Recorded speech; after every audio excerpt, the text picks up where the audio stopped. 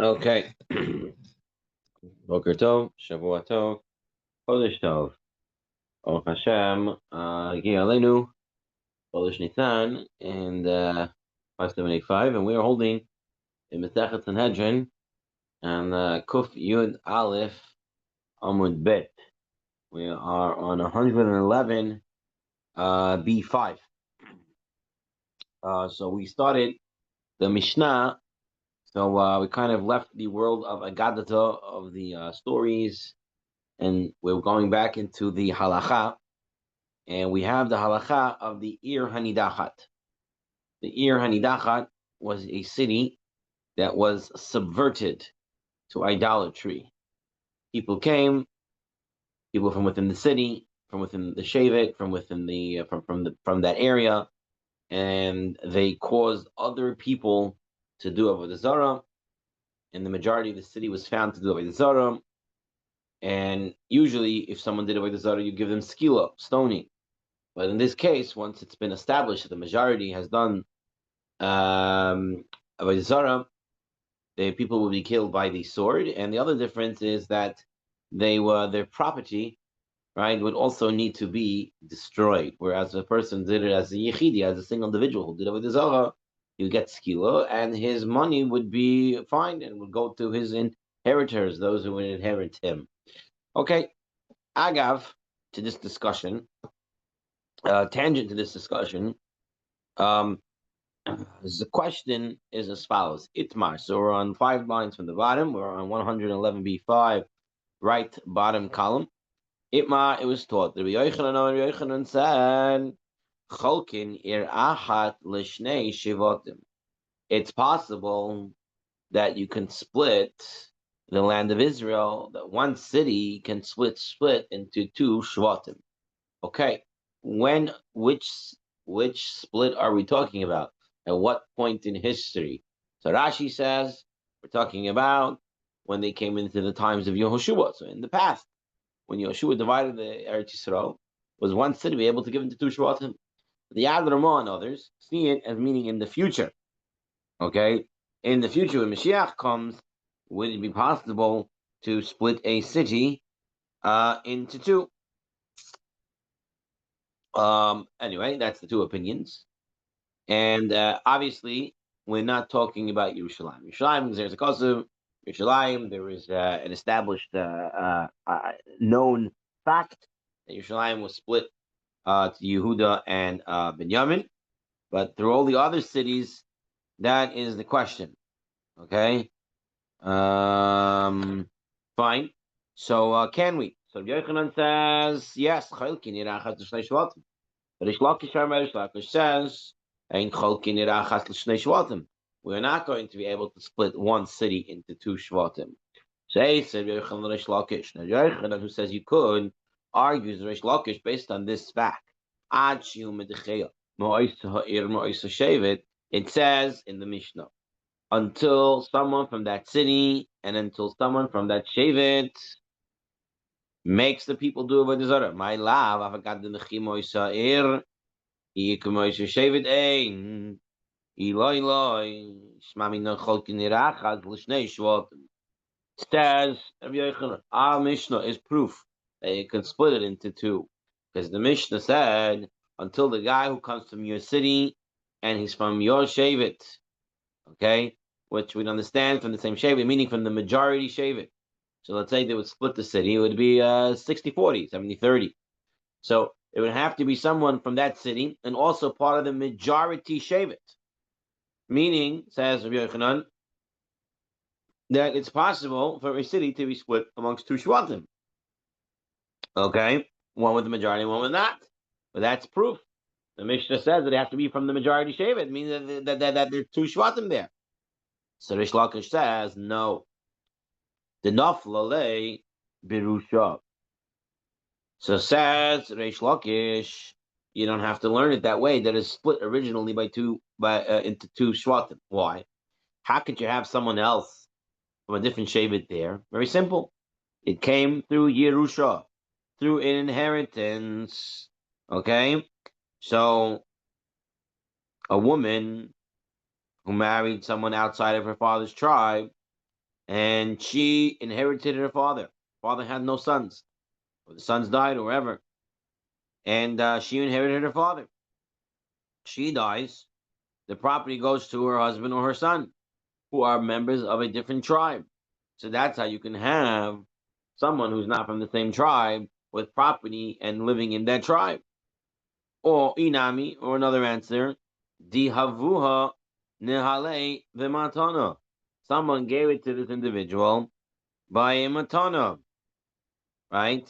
They gave it to someone gave it to this other guy as a gift, and the gift works. And there are tanoim who hold that property received as a gift does not go back at the time of Yovel. There are those who argue, but we can go with this in this Gemara that says that it doesn't.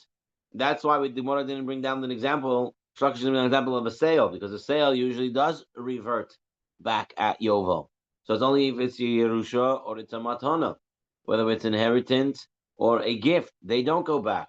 And that's how someone outside can have it. So the Mishnah statement that it has to be from that city, from that Shevet, doesn't necessarily mean that it was split to two Shvatim. Rather, the case would be that it's really one Shevet got that city, and somehow, whether through a Yerusha, through an inheritance, or through a Matana, through a gift, someone from a different Shevet lives in. If they went out and made people live in the Zara, it will not become an Ir Hanidachas. Rav Yochanan questions Reish Lakish again. Esrei, he says, we have a pasuk in Sefer Yehoshua when it teaches us that every Shevet had to give certain cities to the Levim. And it says that Yehuda and Shimon Orim Tesha Me'ed Shnei Asholta Me'ela. They gave 9 cities from these two tribes. Meaning Yehuda and Shimon. Ushma mina cholkin ir achas l'shnei shvatim.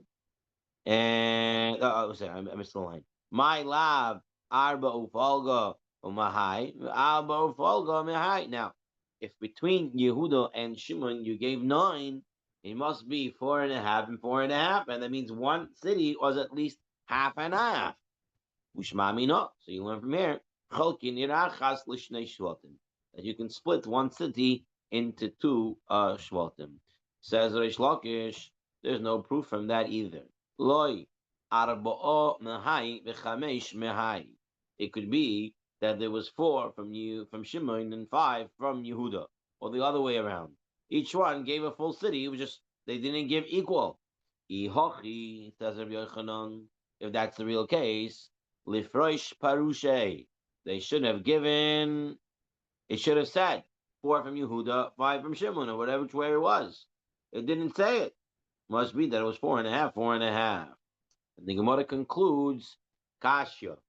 It is difficult, but very important to realize whenever the Gemara uses the word Kasha, it's difficult. It does not mean it's a tiyufta, which means a refutation.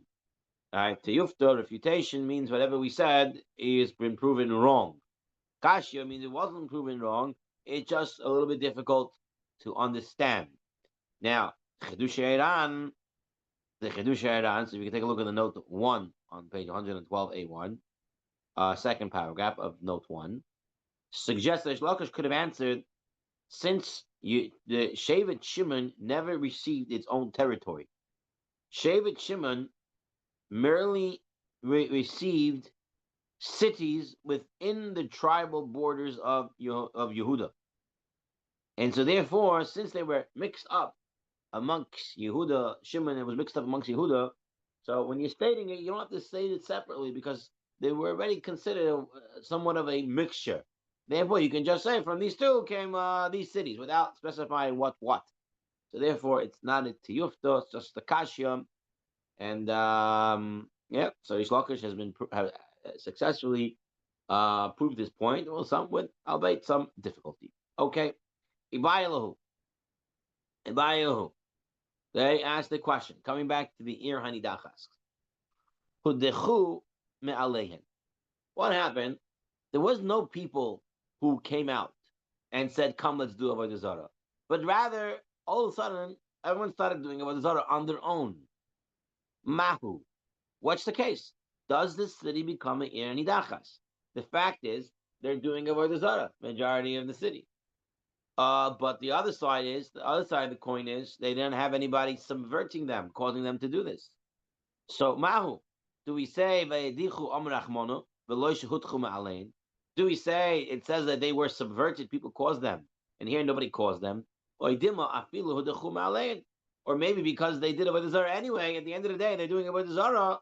So the Aaron Idachas. So the question is, a self-subverted city, a city that they themselves, on their own accord, with no one telling anybody anything what to do, all started doing with the zara. Are they considered an Aaron Idachas and we wipe out the city, or do we say no? It has to be like the Torah says, and it has to be that people went out and caused them to do that with the zara. Toshma. The Gemara wants to bring proof. We said that if two ladies went out and told people to do it with the zara, or if children went down and told people to do it with the zara, and they did it with the zara, and the majority of the city did it with the zara, we said they do not become Aaron Idachas because it says Anshe V'Liyal has to be the men. Okay, so why don't they become a zara? If you say that on your own, if they did it on their own, they should become Aaron Idachas. So then, if women and children do it, they should be considered as if it was on its own. Meaning, if the woman is not considered enough to be considered that she made Aaron Idachas, so she didn't, but they're still doing it with the zara at the end of the day. Bottom line, they're all doing it with the zara. So they're all doing it with the zara. They should get Aaron Idachas if that's what you say. If they did it on their own, it should be the same din. But this is not necessarily. Oh no, nafshayo gididei. Oh ne nafshuftanim gididei. That's different of the commitment. If you do something on your own, right, the commitment is stronger. So maybe that's why it should become an Aaron Idachas. But perhaps by Noshim Ktonim, they're listening to them now, but if you leave them alone for a little bit, they're going to come back to the senses and say, why am I listening to these people? And I'm doing something wrong, and they would come back to doing the right thing. So maybe that's why it does not become Ir Hanidachas. Lamaisa, what is the halacha in this case? If there was an Ir Hanidachas, a city that everyone's doing with Zara, majority doing with Zara, and but no one subverted to them. It was subverted by themselves. So what is the halacha? We'll take a look. The halacha from the Rambam, and the way the Lechem Mishnah explains the Rambam, and then we'll have to take a look at the I believe the Aruch LaNer, a different explanation in the Rambam. Okay, the Rambam says, if the inhabitants of a city subverted themselves to idol worship, they are not considered an Ir Hanidachas, and they're judged as individuals. Lechem Mishnah explains why the Rambam says it this way, because he says that the Gemara never came to a conclusion. And the ruling is lenient in cases of uncertainty with regard to human life. Furthermore, says Lechem Mishnah, it's possible to say that Rambam holds that their status can be learned from the status of those subverted by women and children. Even the Gemara rejected it, but maybe it was only a deflection and not a complete rejection. And so therefore, it is still comparable to women and children. And therefore, it should not become an Ir Nidachas, and rather everyone would be judged separately. Everyone would be judged as Yechidim, and they get skill and not the sword and not the property being destroyed. The Aruch LaNer, I believe it's the Aruch LaNer. Let me just find it. 1 second. Right. Okay. The Aruch LaNer wants to say as follows. He wants to compare it to this. He says, there's a Gemara we had earlier. Be'inan kara kidichtiv. Dainu, b'chol makom shenoiketes ha'torah be'oifen misavim k'may goyel adam hu yemis eserutzeach hima kavona bedavka legoyel adam ach achem em rasha'im la'asoi zoid or sheyesh mitzvah begoyel adam ach harashus netuno l'chol adam v'chem v'kama mekoy mitzkiyoytzim. So the Aruch LaNer's question is as follows. We had a Gemara. So his explanation is, he says, we had a Gemara as follows. We said, it says that if someone killed someone by accident, the Goyal Adam could go and kill that person. The Goyal Adam is the blood relative who would consider the redeemer can kill that person. That the person has to run to the area miklat. And what does this mean? Do we say the Goyal Adam is the only one, the only this blood relative is the only one who can do it and no one else? Or do we say the Goyal Adam has the mitzvah, but other people can also do it? Meaning, how literal do we see the pasuk? Do we have to have all the conditions of the pasuk, or the pasuk is just giving us some basic guidelines, but not literal, right? So says the Orel Chaner, v'shefikach v'kasav shelefikach nokat Rambam lahalocha shemedchuma aleim ein behem din dachas afshlo nifshat sopik zebigmorim mishum sharambam noike b'chol mokum shetzarich lekaymis devrem kamikra kifi she'em kesuvim b'dyuk. He says the Rambam always goes that you have to fulfill the words of the pasuk exactly as it's written in the pasuk. So therefore, it says Anshe Belial went out. Men went out, and they caused others to do the avodah zarah. That has to be fulfilled, and if that's not fulfilled, you don't have the ir hanidachas. Okay, so you had the Lechem Mishnah, and you had the Aruch Chaner, an explanation of the Rambam's halacha based on this Gemara. Okay. Let us continue in our next piece. The next piece is Achi Duach Ruba. Okay. So we said that you have to have the majority doing the Avodah Zarah in order to punish them as an Ir Hanidachat. And the punishment they get is with the sword. The question really now is, how do you establish the majority? We said we have to have witnesses and warnings for each and every single one. So how do you get to a majority? Because if each case is being tried in the court, then it's really a one by one. You don't know how many people are yet. The first guy just came in. So what am I doing with him? I know he did it with his. I don't know if I have a majority. If there's a majority, he gets the sword. Property gets destroyed. If there's no majority of people, so then he's a regular guy who did it with his, and you give him the skila, and that's it. It's over. So how do I know if the first guy, second guy, third guy, how do I know what's going to be? What do I do with this guy in the meantime? How do you establish a majority and punish them if you're going case by case? So I'm Rabbi Yehuda. Yeah, no problem. Danin, you judge them, and then since you're not sure yet, you put them in jail, and we wait, and we figure out. We have a majority. We don't have a majority. So you hold them up, you put them in a cell, you wait to figure out what's going to happen. Amar Ula said, but you can't do this. Why? We have a halacha that you're not allowed to hold off in delaying the judgment of these people. Once you have someone sentenced to a crime, he has to be executed as soon as possible. We don't want to give him more mental anguish and other pains and worryings. Okay, we're going to punish him right away. So how can you say hold this guy up in the cell and wait? Seila Omar Ula, where Ula says you're right. Danin v'soklin v'danin v'soklin. Says Ula, listen, the first guy comes in, you don't know you have a majority or not. So you treat him like an individual. You kill him with a stoning. The next guy. Everybody gets killed with stoning until you know now you've established a majority. So the next guy, after the majority has been established, the next guy gets the sword. That's what Ula says. Okay, so you kill them as individuals at first, and then once you reach the majority based on the numbers, right? Now you start giving the punishment of the sword. The question now, if the halacha is like Ula, which it's not, but let's say based on this idea of Ula, that you would first punish them as individuals, and then once you know you establish a majority, you start punishing them as Aaron Idachat, and they get the sword and the property be destroyed. What happens to those original people who you gave them skila according to Ula? What happens to their property?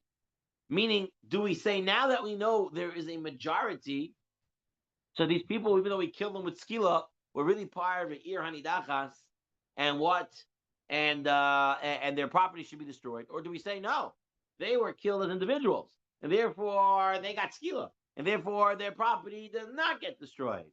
Which one is it?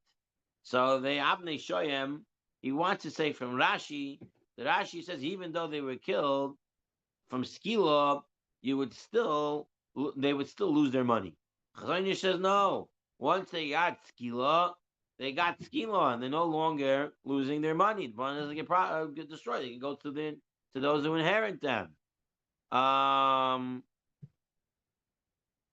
Says Rabbi Shmuel, wants to say it's in the end of the day, Dacha is not based on the reality. It's based on the Psak Beistin. And if these people were killed before the Psak Beistin, there was no Psak yet that there was Dacha. And therefore, it's not the reality, the fact that there was. That doesn't matter. It only goes by when it was established. And since it was established after they were killed, they would not get, their property would not have to get destroyed. Anyway, this is all theoretical, and it's not the way it actually happens.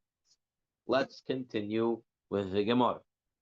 So, Itmai was stated on top of 112A2. Itmai was stated.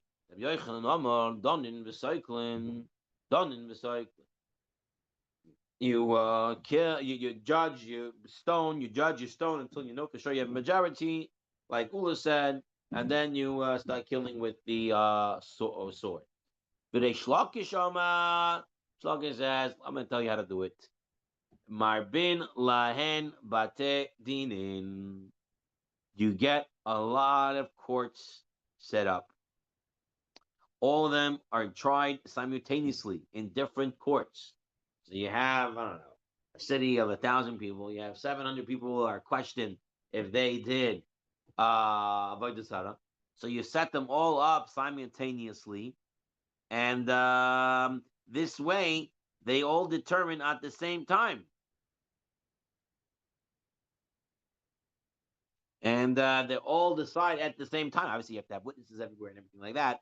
I guess it's a thorough case, but that is a way to get a majority at the same exact moment if they're all being judged at the same time. Okay, so it comes out that you don't have to delay, and wait for the next day or whatever it is. Right away, you get the idea if it's a majority or not, if they're Dachas, or they get punished as individuals. The Gemara questions the shlokishes of you. Aini, is this really true? But it says the Isha who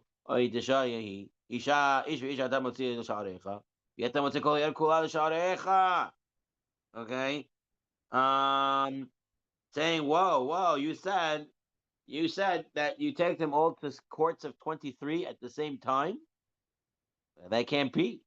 Because we learned way back in the beginning of the Masechet that the only ones who can punish in Ir Nidachas is the Beit Din HaGadol, Sanhedrin HaGadol. The 23 court can only kill an individual for doing avodah zarah, not the Ir Nidachas. That's not done by the 23 court. It's done by the 71 court. So Ayla says, this is how you understand Rish Lakish. Mar bin lehen batei dinen umeyainin bedinehen. They investigate their cases to determine whether the legal conditions for being classified in dachas have been met. And if they've been met, we bring them up to the court of 71, who tried the cases and convict them, the kotlelahu, and execute them. So let's take a look at the Rambam, who tells us the procedure of how an Ir Nidachas would happen. Says the Rambam, when the great Sanhedrin is informed that a certain city is doing avodah zarah, the court dispatches two chachamim to warn the inhabitants of the city to do tshuva. If they do not do tshuva, the court, the Sanhedrin HaGadol, sends soldiers to siege the city and conquer it. The soldiers or police, whatever it is, they come and they siege, they lay siege to the city. They go all around it and they conquer it. And they get a lot of courts, a lot of judges to come to the courts. And they make sure they have witnesses and everything. And And if at the same time now they have all these courts there, all these judges there, and if they come to realize there's a majority of the inhabitants are guilty, so then you take those inhabitants to the Sanhedrin HaGodol in Yerushalayim, where they are sentenced to execution by the sword. So that is the way that Rambam says the Ein Nidachas would be established. First, there's the rumors that they're Ein Nidachas. The Sanhedrin HaGodol sends Chacham to help them do tshuva. They don't do tshuva. They go and they siege and lay conquer to the city, and then they establish courts everywhere, establish that there is a majority, and then they take these people to Jerusalem, and there they are tried and executed in Jerusalem. Okay, so that's how you establish in Ir Hanidachas. Hakeh is Yoshvei Ha'ir. You shall smite the inhabitants of the city. All right, so Tan Rabbanon, we learned Hachameret v'Hagamelet ha'overet l'memalkum lanu b'toicha v'hadchu ima im nishtao sham shloishim yom hein b'sayef u'mamon oven pachus mikan hein b'skila u'mamonon polet. All right, what's the case of it? We said that the Yoshvei Ha'ir, the inhabitants of the city, they would be killed out if there was a majority, and those who did the Aveirah would be killed with the sword. Question is as follows. A group came in a caravan, on a donkey, a camel, or from modern day approach, they came with an RV, all right? And they parked in the RV park, and it's in the city, and they also did Avodah Zarah with the people of the city. Question now is, are they considered inhabitants of the city, and they should be killed by the sword, like the majority, and their money goes lost? Or do we say they're not inhabitants of the city, and they get treated like Yechidim, they get skila, and their money's okay? So, which one is it? So the Gemara says, it all depends. If they're already 30 days, then they're considered inhabitants of the city. And if they were there less than 30 days, then they're not considered inhabitants of the city, and they get skila and their money is fine. So the Gemara says, 1 second, Uminu, how long you have to be in the city to be considered a citizen of the city? The Gemara said, right? The Mishnah over there in Bava Batra says you have to be the 12 months. So how can you say 30 days? It says 12 months. Like Kasha.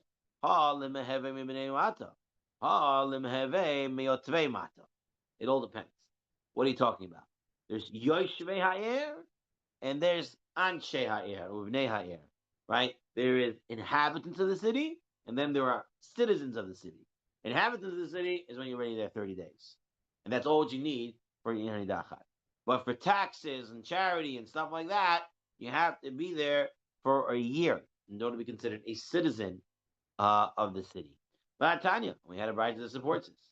Someone says, I don't want to have any pleasure from a citizen of the city. So then,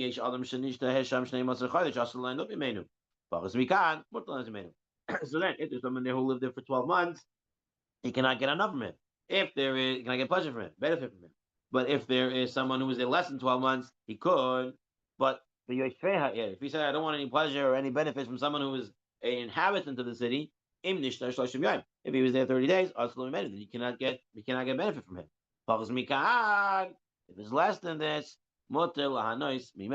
he's permitted to derive benefit from him. So you have 30 days to be considered a Yoshvei Ha'ir, and you need 12 months to be considered an Anshe or Mibnei Ha'ir.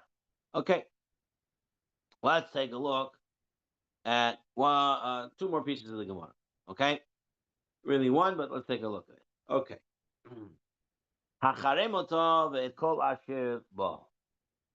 Okay, that's if you want to take a look at the whole verse, it's in the Torah, or on the Hebrew side, right far margin, Gimel, the bottom, last Hebrew piece over there. But kol shalalok kalil Hashem lekecha v'ayitotel oilam loy tibone oid. Okay, so the pasuk before. Okay, ketet Yishmaya er hahili fi chorev. Hacharem ota but kol asher ba but behem tal fi chorev. Kol shal. Okay, the pasuk based again. Fine. So let's take a look. It says hacharem ota.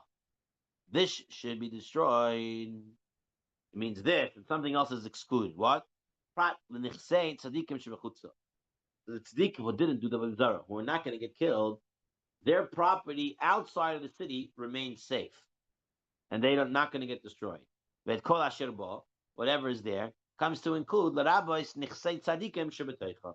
The property of the tzaddikim that is in the city, that is coming in Aaron Dachas, does get destroyed. Okay? Shilala, when it says the booty, the treasure, the possessions of that city, not stuff that belong to the Hektish, belong to Hashem. But kol shilala, and it says all of its booty, l'rabbi nichsei rasham shechutzula, comes to include that these rasham are going to be killed, even if they have property outside the city. They have property outside the city. They also has to get destroyed. Okay. Now, what exactly does it mean, property outside the city? We'll explain in a moment. Okay. Ama Rabbi Shimon. Rabbi Shimon says, why the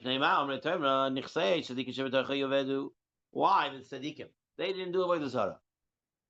Why does their property that's inside the city, why should it get burnt? Why should it get destroyed? Why should it get destroyed?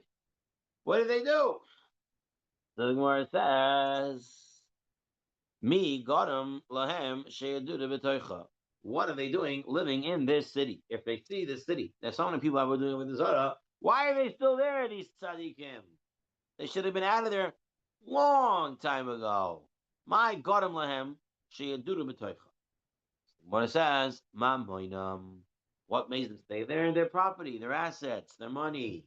Therefore, the Fikach, Mamoinam of it. Therefore, they're going to lose their money. Has to get destroyed. Amar Mar, but kol shalala tikpoitz, all their property you gather, l'rabbis nichsei rasham shebechutzula. That comes to include the nichsei rasham that are outside. Amar Rav Chizda, there's a qualification. Uvenikpatzim l'toicha, only if it's property that can be gathered into the city. Only then can it be considered property that should be destroyed. Okay. So now we have to understand what does this mean.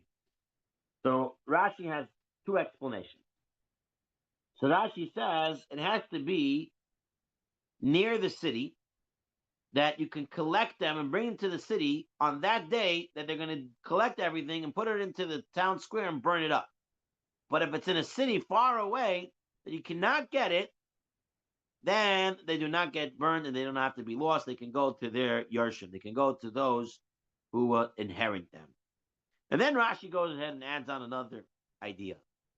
And he says, they must have been once in that city.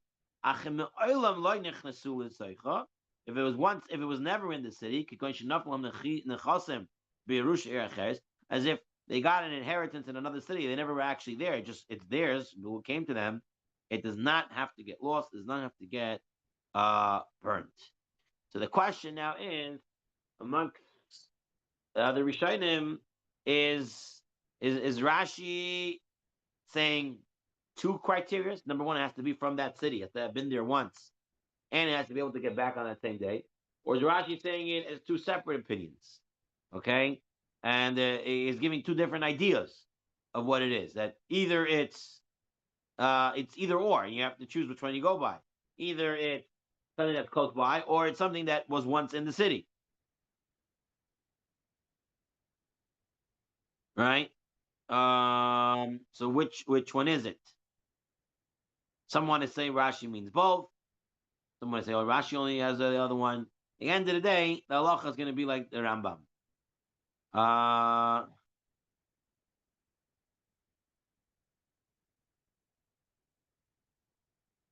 So the Rambam says, if you're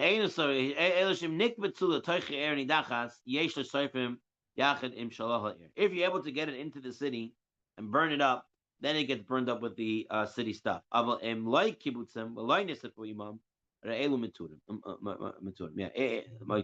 If they're not brought in and they're not burned up, they're mutter, even if they're close to the city, and they can be given to their Yorshehem.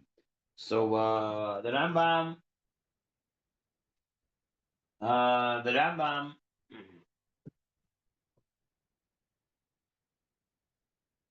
trying to read to you. The Rambam, the property of the wicked in an adulterous city that was deposited in another city, if it is gathered with the rest of the city's property, is burned with it. And if not, it's given to the inhabitants here, in accordance to the opinion of Rab Chizda. Where is this Rab Chizda? Let's take a look at the next piece of Gemara. Okay? Rab Chizda, deposits of citizens of a subverted city are permitted, meaning they deposited it. What does this mean? What does this mean? If you mean it's property of another city that was given to them, so someone from another city gave it to them to watch in their city. Of course, it's not theirs. It's not their booty. It belongs to another guy. And if it is theirs, and they give it to another city, if you can bring it back to that city, then it gets burned. Amay mutter, then it shouldn't be mutter. If it cannot be brought back, you already said that if it cannot be brought back, then it's going to be mutter. So you see, that's the Rambam understands it. That if you can bring it back, it gets burned. If it doesn't come back, it doesn't get burned. So, but what's the case of Reb Chiz that he's saying? So, the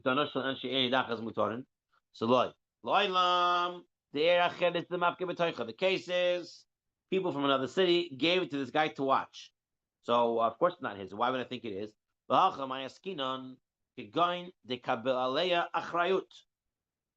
This man accepted responsibility for it. Keeping the kol achrayut, since he accepted monetary responsibility for it, maybe it's like his now. Mashallah, it's not, and therefore it doesn't have to get burned. Now, it's very interesting. The Toshis Harosh can have to do with Pesach, so we'll end off with this Toshis Harosh over here. It's a beautiful Toshis Harosh, and he says as follows. He says, 1 second.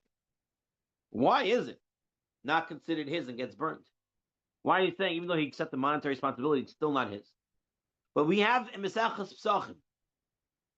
Now, you're allowed to have in your house a guy's chametz. Right? We all have guy's chametz in our house on Pesach. We sell our chametz to the guy, so it's now the guy's chametz. And we have it in the closet. We put it away. It's in our house. And you're not over because it says lo lecha. Shouldn't see your chametz. You can see other chametz. You call makam.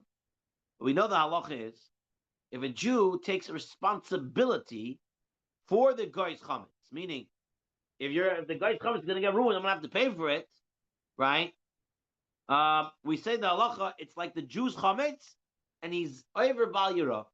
He's over having chametz in his house. So I can have a guy's chametz in my house, but if I have responsibility for the guy's chametz in my house, then it's like I'm over Pesach. I'm over chametz on Pesach. So why is that not the same thing at the Aaron Nidachah? Why with the Aaron Nidachah I say, even if I took responsibility, it's not considered mine? Why by chametz, if I take responsibility for the guy's chametz, it is considered mine? So it says the Tosh Sarosh, there's a difference. By chametz, the din is what? In a chametz who zet hainu b'chlat lo yireh lecha. You shouldn't see yours. Okay? And here, since the Jew took responsibility, it's somewhat his. Therefore, he's not allowed to see it. Therefore, he's not allowed to have it. The halacha is, does that property belong to that city? Not that you took responsibility for it, but does it ultimately belong to that city? Since it doesn't ultimately belong to that city, therefore it doesn't have to get burned. Whereas by chametz, if it's somewhat yours, you can't have it. So therefore, having a chayis for chametz, you're not allowed to have it. Also, for the chametz, you can't have it in your house. But if I have someone else's property and I have responsibility for it, it does not get destroyed because in the end of the day, it's ultimately not the city's property. and therefore it is spared the destruction. Okay, this is where we get up to for today, and wishing everybody a Shavua Tov. Yashikov.